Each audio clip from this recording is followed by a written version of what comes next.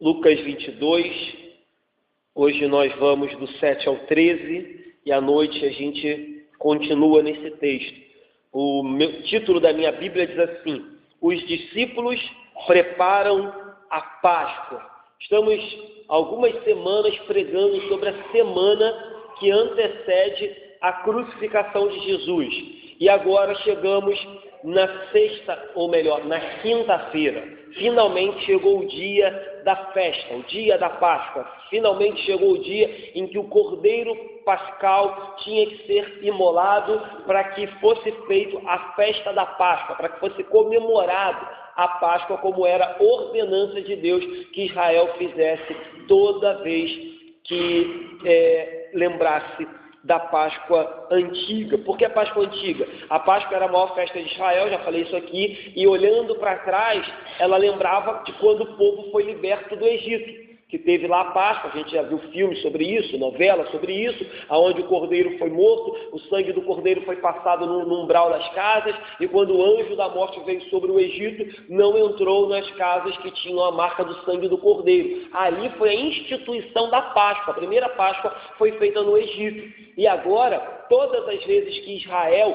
comemorava a Páscoa, seja lá onde eles estivessem na questão social e política, eles deveriam sair, ir para Jerusalém e comemorar a Páscoa, sendo que agora a Páscoa tinha um duplo sentido. A Páscoa olhava para trás, lembrando da libertação do Egito, mas a Páscoa também olhava para frente, lembrando que Deus havia prometido um cordeiro sem mácula, um cordeiro perfeito, que morreria pelo seu povo para livrá-los do pecado e da condenação eterna. Então, nesse momento que a gente está aqui vivendo agora, na vida de Jesus e dos seus discípulos, a Páscoa tem um duplo sentido. Ela lembra o que Deus fez, mas ela aponta para o que Deus haveria de fazer. Eles não sabiam quando, mas eles estavam vivendo um momento único. Eles haviam, provavelmente, vamos botar aqui que os discípulos tinham 40 anos, alguns 50 anos. Eles já haviam participado dessa Páscoa 30 vezes ou mais vezes que eles lembrassem. Sendo que agora seria a Páscoa que eles participariam com o Senhor Jesus, aquele profetizado há tantos anos, e seria um momento também em que o Cristo, o Cordeiro verdadeiro, haveria de ser sacrificado em favor dos pecadores. Então era um momento único esse que eles estavam vivendo. Vamos ler 7 e 8, diz assim: chegou o dia da festa dos pães asmos, em que importava comemorar a Páscoa.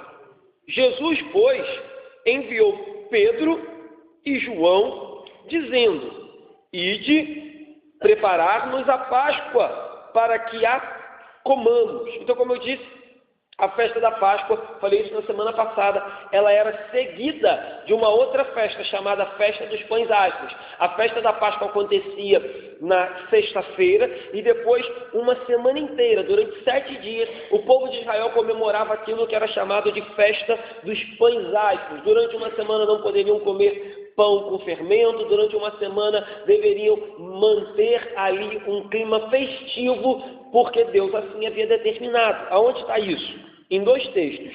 Primeiro em Êxodo, no capítulo 12, logo assim que eles vão sair do Egito, ainda não saíram, Deus está instituindo a festa. Aí no capítulo 12 de Êxodo, no versículo 6, diz assim: e guardareis até o 14º dia deste mês, e todo o ajuntamento da congregação de Israel imolará no crepúsculo da tarde. Então está falando aqui de como aconteceria. Eles teriam que pegar um cordeiro sem mácula, guardar com eles. No 14º dia, todo o ajuntamento de Israel, cada um na sua casa, o texto explica isso. Quando a família fosse grande, um cordeiro. Quando a família fosse pequena, juntava com os vizinhos para matar um cordeiro também. Então todos deveriam fazer isso a partir do 14º dia. E aí vem as sequências, diz: tomarão o sangue e porão em ambas as obreiras e na verga das portas, nas casas em que o comerem. Naquela noite comerão a carne assada no fogo, pães asmos e ervas amargas a comerão. Não comereis do animal nada cru, nem cozido em água, porém assado no fogo. E aí o texto vai seguindo, e lá no versículo 11 diz: desta maneira o comereis, lombos cingidos, sandália nos pés e cajado na mão, comê-lo-eis à pressa, é a Páscoa do Senhor. Porque naquela noite passarei pela terra do Egito e ferirei na terra do Egito todos os primogênitos. Então, essa era a instituição da Páscoa. Quando a gente chega lá no livro de Levítico, que já é o livro da lei, que o povo já está liberto, o povo já está recebendo, como se Moisés estivesse recapitulando o que estava acontecendo com o povo, relembrando ao povo, o texto volta a ser citado, agora em Levítico capítulo 23, e diz assim, Levítico 23, a partir do 4, são estas as festas fixas do Senhor. Então eram festas fixas, as santas convocações, que proclamareis no seu tempo determinado. No mês primeiro, aos 14 do mês, no crepúsculo da tarde, é a Páscoa do Senhor. Então, no dia 14, no crepúsculo da tarde, o cordeiro tinha que ser sacrificado, era a Páscoa do Senhor. Aí o texto diz, e aos 15 dias deste mês, ou seja, no dia seguinte, é a festa dos pães asmos. 7 dias comereis pães asmos. Então, a partir da Páscoa, 7 dias seguidos, tinha festa. No primeiro dia, tereis santa convocação, nenhuma obra fará. Então, aí o texto segue, dando sequência nas ordenanças da festa. Então, de acordo com o Antigo Testamento, tinha toda uma regrinha, tinha todo um passo a passo que deveria ser feito. E aí, diante desse passo a passo, Jesus pega 2 discípulos, Pedro e João, e diz, olha, vão preparar a Páscoa para que nós possamos comer. Então, Lucas não diz nada acerca do cordeiro, como que foi o preparo, mas era óbvio, conforme a gente leu, que eles deveriam preparar o cordeiro, o pão sem fermento, as ervas amargas, preparar o vinho, separar tudo aquilo que era necessário para que a ceia, ou melhor, para que a Páscoa do Senhor fosse comemorada pelos 12 e Jesus. Então, está subentendido aqui, Jesus encarrega eles e eles vão fazer uma pergunta bem interessante. O versículo diz assim, versículo 9. E eles lhe perguntaram, onde queres que a preparemos? Então, lhes explicou Jesus, ao entrardes na cidade, encontrareis um homem com um cântaro de água. Segui-o até a casa em que ele entrar. E dizei ao dono da casa, o mestre manda perguntar-te, onde é o aposento no qual hei de comer a Páscoa com meus discípulos? Ele vos mostrará um espaçoso cenáculo, mobiliado. Ali fazei os preparativos. Interessante essa passagem, porque o local já havia sido escolhido por Jesus. Impressionante. E os discípulos dizem, olha, beleza, nós vamos, mas onde é? E aí, apesar de ser surpreendente, a passagem a princípio parecer muito definida, Jesus diz assim, vão até a cidade. Quando chegar lá, vocês vão ver um homem com um cântaro, seguem ele. Quando ele entrar na casa, vocês chegam para o dono e dizem, olha, o Jesus mandou perguntar onde é que ele vai fazer a ceia. Parece algo muito definido, mas também é muito indefinido, porque você pergunta assim, quais são as características desse homem? É grande, é baixo, é gordo, é magro, é branco, é negro? Que pedaço da cidade? A cidade é grande. Qual é a cor do cântaro que ele está carregando? Qual é o nome do dono da casa?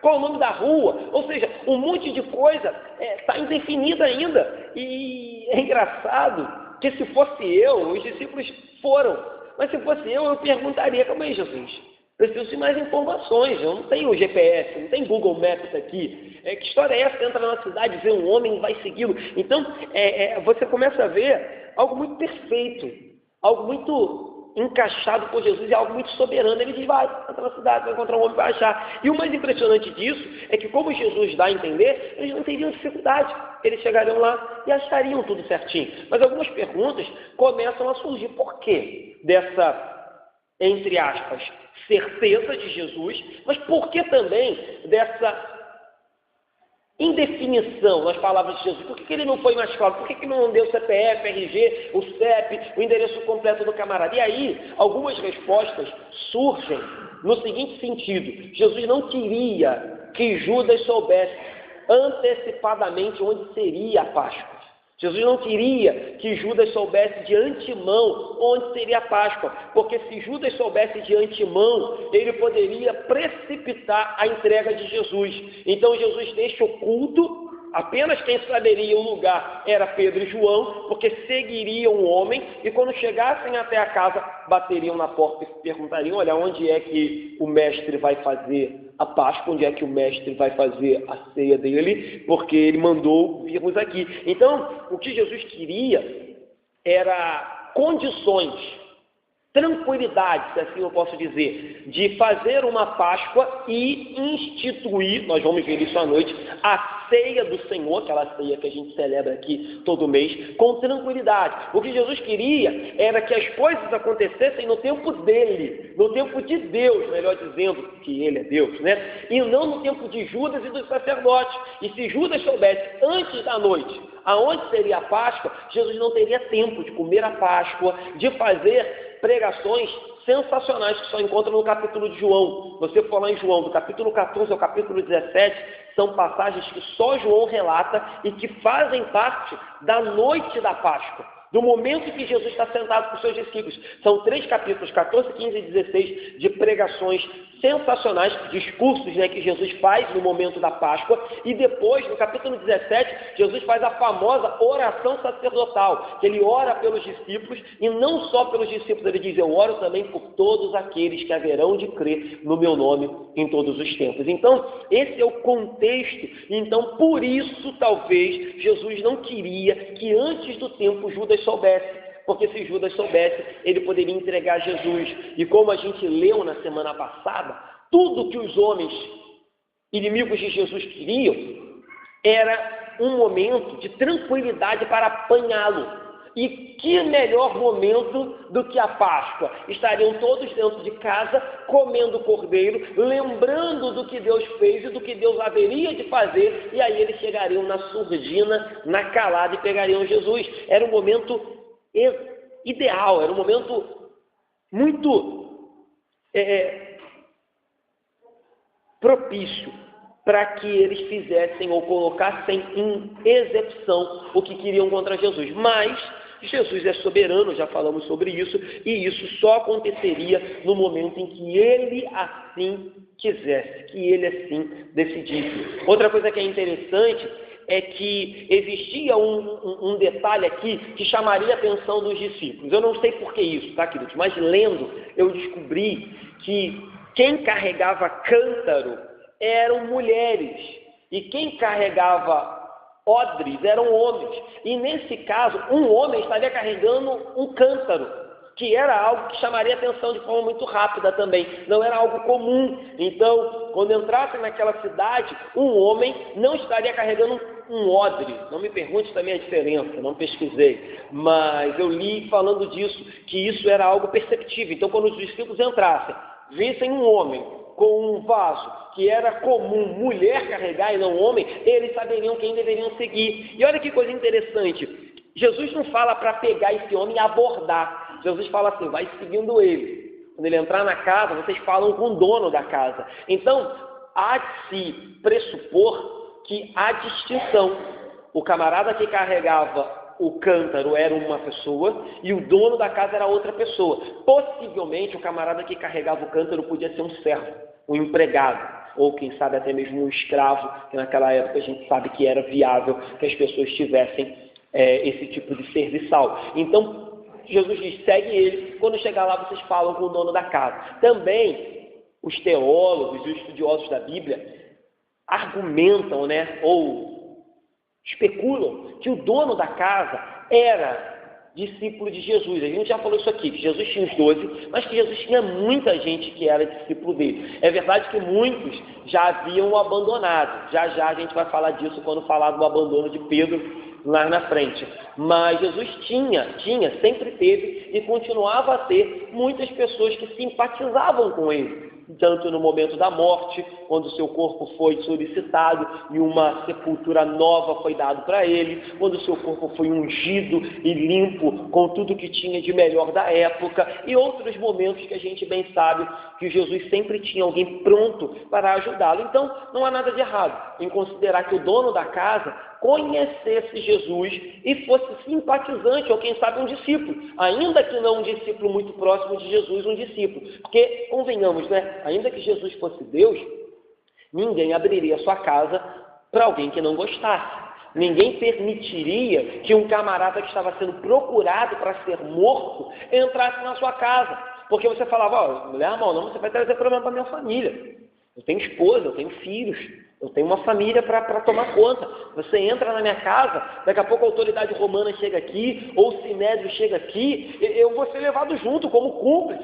Então, tudo leva a entender que esse camarada conhecia Jesus, mas claro, por trás disso, a soberania de Deus está movendo todas as coisas para que as coisas aconteçam como já havia sido profetizado. E aí o texto termina no versículo 13, assim: e indo tudo. O que chama atenção aqui é o tudo. E indo, tudo encontraram como Jesus lhe dissera e prepararam uma Páscoa. Por que a palavra tudo aqui chama atenção? Porque no original, como eu disse, ela traz um sentido de espanto. Ela traz um sentido de algo, assim, inesperado.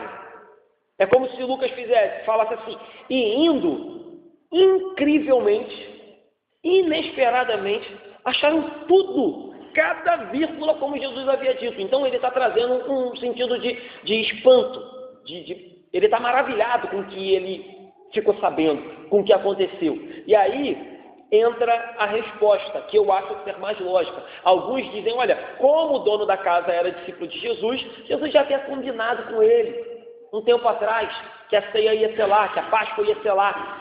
E outros dizem, não, o relato de Lucas dá a entender que ainda que esse camarada conhecesse Jesus, Jesus não era um desconhecido para ele, ainda que ele gostasse de Jesus, Jesus não era um cara que ele odiasse, senão ele não permitiria que Jesus fizesse a Páscoa e a ceia na sua casa.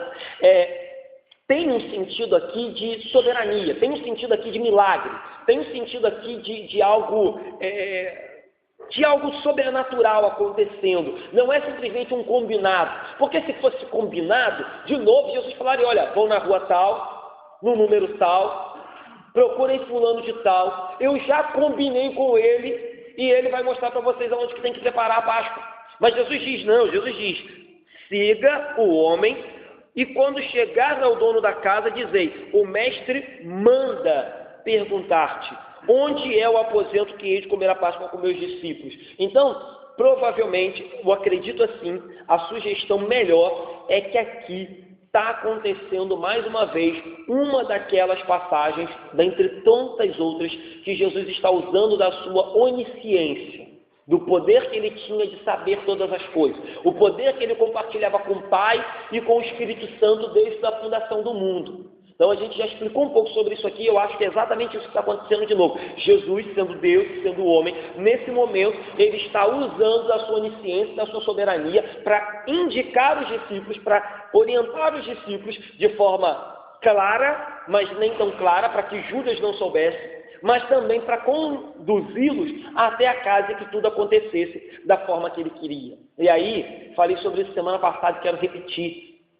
A onisciência de Jesus, ainda que às vezes seja difícil de entendermos e compreender como que um homem sabia tudo o que ia acontecer, como que um homem era Deus e Jesus e homem, e Deus e homem ao mesmo tempo, a gente tem que olhar para a onisciência, para a onipotência e para a onipresença de Deus como algo consolador. É como se a gente olhasse para Deus e falasse assim, eu não sei o que me espera amanhã, eu tenho até uma expectativa, eu tenho até uma esperança, eu tenho até alguns planos para o dia de amanhã, eu não sei, mas eu sei que o meu Senhor é onisciente, Ele é pleno, Ele é soberano, Ele é onipotente, então o amanhã, Ele já sabe.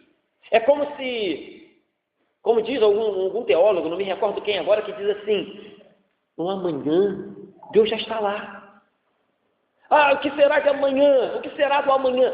Deus já está lá, independente do que vai ser. Não estou dizendo que vai sempre ser fácil, mas o que eu estou dizendo é que a onisciência, a onipotência, a soberania do meu e do seu Deus diz que amanhã Ele estará lá. Ele sabe de tudo. Então, quando Ele diz que a gente faça, é porque Ele sabe o que vai acontecer. Ele sabe qual é o resultado daquilo. Ele está movendo todas as coisas para que aquilo aconteça. Então, olhar para isso que a princípio parece louco, um homem ser homem e Deus ao mesmo tempo, tem que nos trazer, ainda que a gente não tenha capacidade para entender isso tudo, tem que nos trazer uma calmaria e dizer: Ele é onisciente, e isso me consola. Ele controla todas as coisas, e isso me tranquiliza. Ele tem todas as coisas sob as suas mãos, e isso me traz segurança. Ele não me perde de vista, isso me faz sentir tranquilo. Ele me conhece melhor do que eu mesmo, isso me faz amá-lo.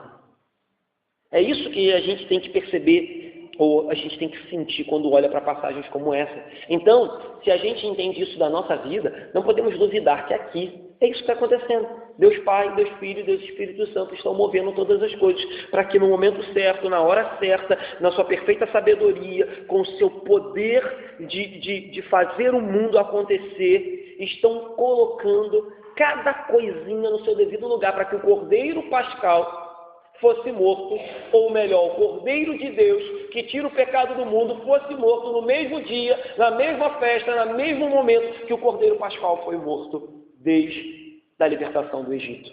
Todas as coisas estão cooperando para o plano de Deus.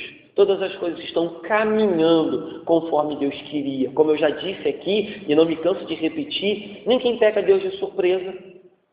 Ninguém surpreende a Deus. Ninguém consegue frustrar os planos de Deus ao ponto dele falar: ih, deu ruim, vou ter que ter um segundo plano. Tem gente que prega isso, né? Que Deus tentou no Antigo Testamento por diversas vezes salvar o povo de Israel, e aí vendo que todos os suas tentativas foram frustradas, olha que Deus fraco, ele foi e falou: ah, mas eu vou tentar uma segunda alternativa, eu vou enviar Jesus. Jesus sempre foi o plano A, Jesus sempre foi o plano principal, Jesus sempre foi o cerne de todas as coisas, Jesus sempre foi o alicerce e o propósito inicial de tudo, e não um plano B, um remendo, vou remendar que deu errado, deu ruim aqui, deixa eu apagar e escrever Jesus. Não, as coisas estão acontecendo da forma que Deus queria, e o Cordeiro de Deus iria morrer no mesmo dia que o Cordeiro Pascal vinha morrendo desde a época do Egito. Aquilo que a morte do Cordeiro Pascal representava para Israel, libertação do Egito, era a mesma coisa, sendo que num grau infinitamente maior que a morte do Filho de Deus representaria para os pecadores. Israel olhava para o Cordeiro e falava: fomos libertos do Egito. A gente olha para o Cordeiro de Deus e diz: fomos libertos do inferno. Israel olhava para o Cordeiro do Antigo e falava: saímos da mão de Faraó. A gente olha para o Cordeiro de Deus e diz: saímos da mão de Satanás. Saímos debaixo da ira de Deus, que era ela que seria derramada sobre a nossa vida no inferno. Então, ocasiões diferentes, situações diferentes, tempo diferente, execuções diferentes do Cordeiro de Deus e do Cordeiro Pascal, mas ambos apontavam para a mesma coisa, contudo Cristo num grau infinitamente maior. Ele nos mostraria a verdadeira libertação. A verdadeira libertação não é ser livre do governo, a verdadeira libertação não era ser livre de uma opressão externa, a verdadeira libertação não era ser livre de uma opressão social, cultural, a verdadeira libertação não era simplesmente sair de um cárcere de grades ou de uma prisão comum. A verdadeira libertação era ser liberto da nossa maldição, que era o pecado que habitava sobre nós. Essa era a verdadeira libertação. Era isso que o Cordeiro da Páscoa apontava, tipificava, representava o que Cristo haveria de ser. Como eu sempre tenho dito, a gente olha para o Antigo e fica tentando encontrar Jesus, e essa relação é muito fácil. Essa relação, acho que desde criança a gente aprende, mas ela é maravilhosa, ela é belíssima, ela é magnífica. O cordeiro sem mácula, o cordeiro sem defeito. E aí você começa a entender por que Deus diz, olha, o cordeiro não pode ter mácula, o cordeiro não pode ter defeito, o cordeiro tem que ter todas as especificações. E aí, alguns, na sua indiferença para essa relação, começaram, no passar do tempo, comprar cordeiro, levar qualquer tipo de oferta, se desculpar por não participar da Páscoa, mas não sabiam que aquilo, apesar de ser um simbolismo, era a representação de algo poderoso que aconteceria quando Jesus viesse. Então, vamos olhar da nossa situação hoje. Ambas as Páscoas já aconteceram.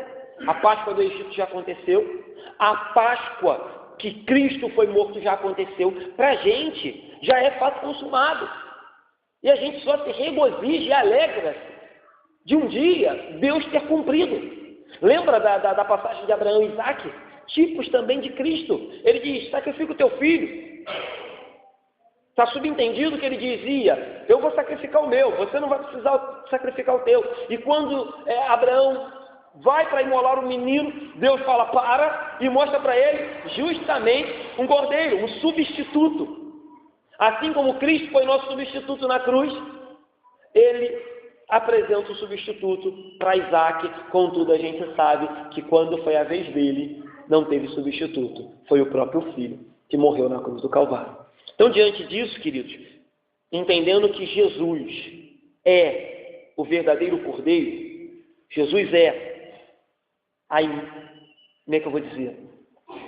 O cordeiro do Antigo Testamento era sombra, Jesus é a pessoa, certo? Então a gente está em pé aqui, tem uma sombra. A sombra não é a pessoa, a sombra é um desenho, a sombra é uma representação de quem eu sou. Então o cordeiro do Antigo Testamento era uma sombra, e agora Cristo veio para mostrar realmente o que era morrer pelo pecado. Para a gente fechar, eu queria, diante dessa verdade, dizer que nós como igreja, nós como crentes, devemos rejeitar toda e qualquer ideia que diz assim, Jesus era um homem... Eu vou completar, mas guarde o que eu estou falando. Jesus era um exemplo de homem muito bom. Jesus era um exemplo de renúncia. Ele renunciou à sua vida em favor de outros.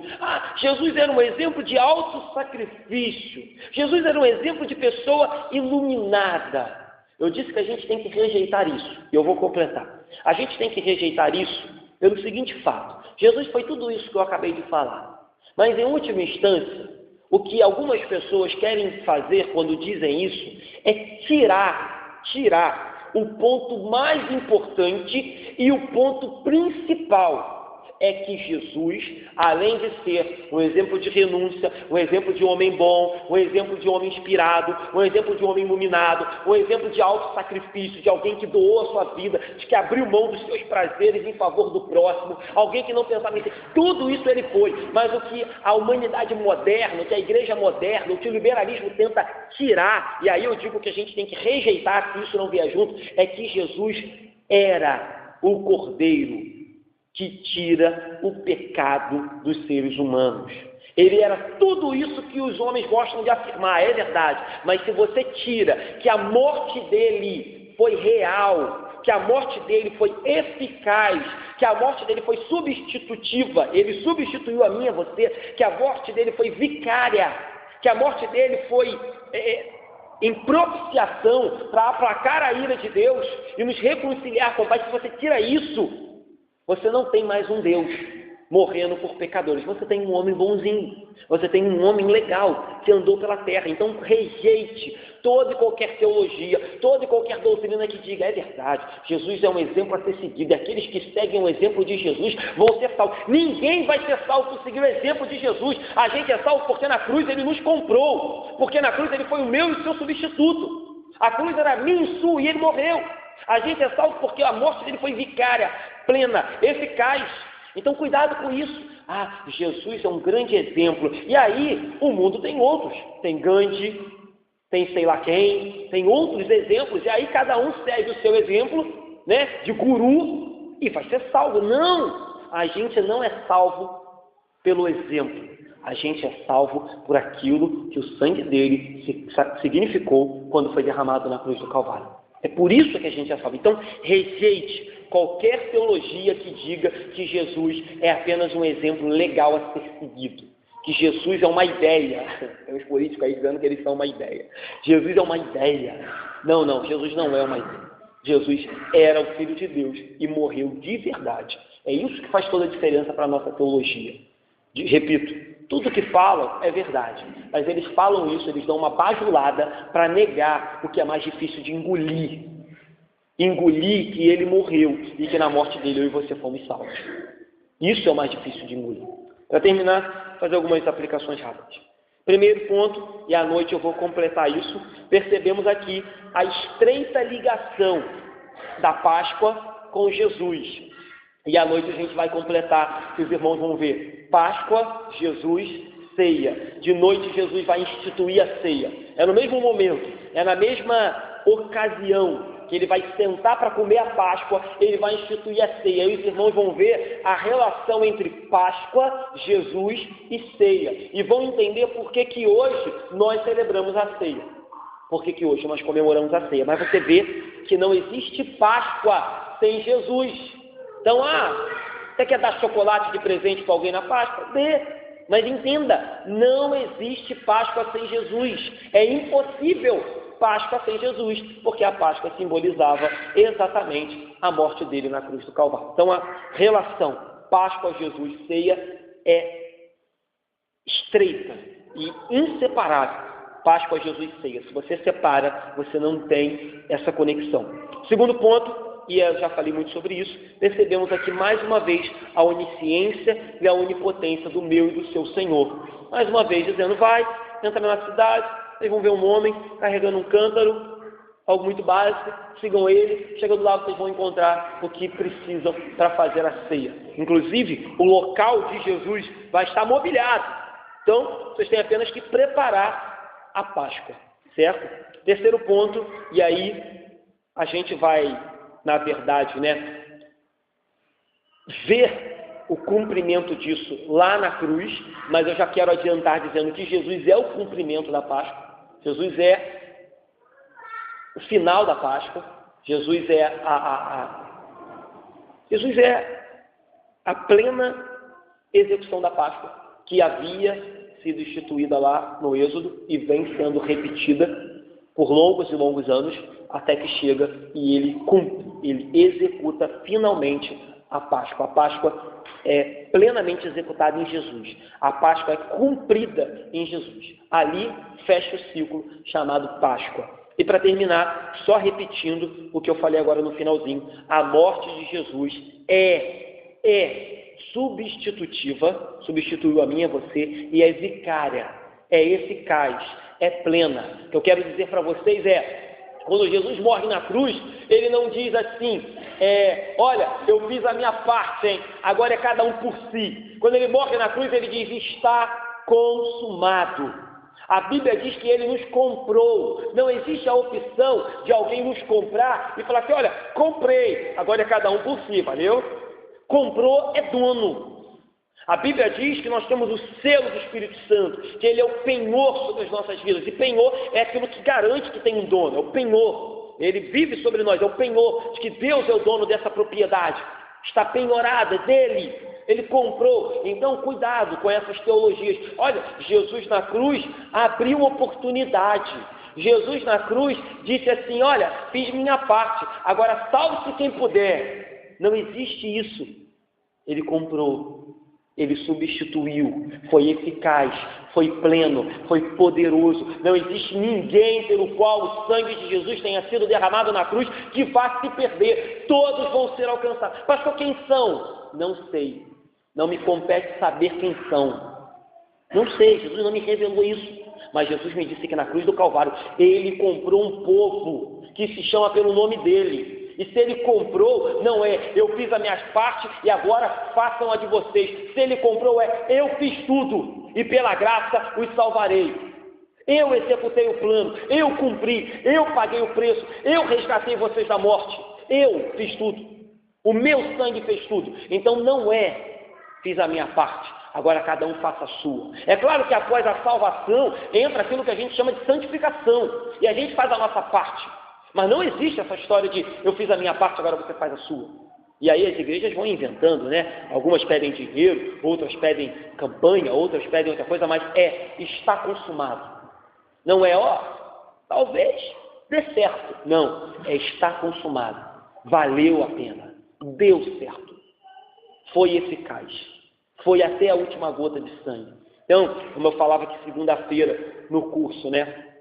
Pregue como um bom irmão arminiano, dizendo para todos, porque você não sabe quem são os que foram comprados na cruz. Então, pregue para todos, venham a Jesus, se convertam, se arrependam dos seus pecados, confessem Jesus como Salvador. Pregue para todos, você não sabe quem foi que ele comprou.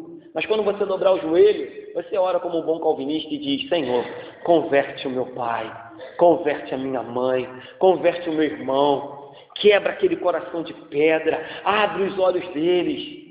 Então a gente prega dizendo para as pessoas: venham a Jesus, mas quando a gente dobra os joelhos, a gente diz: Jesus, vai lá, entra naquele coração, invade aquele coração e salva aquele pecador maldito. É assim que a gente ora. Ninguém ora: Jesus, dá uma oportunidade para o meu pai. Eu não oro assim, eu oro: Jesus, converte meu pai, converte meu irmão. E para o meu pai, para o meu irmão, eu digo: venham a Jesus. Não sei quem foi que Jesus comprou, mas ele me disse que comprou. E aí eu prego, para que aqueles que foram comprados ouçam a graça, ouçam a doce voz do pastor e venham dizendo: eu quero esse Senhor, eu quero esse Salvador, porque a morte dele foi substitutiva, vicária e eficaz, foi plena, e todos virão, todos aqueles que foram salvos na cruz virão ao pleno conhecimento da verdade que é Cristo Jesus. Amém? Está consumado, queridos, está consumado.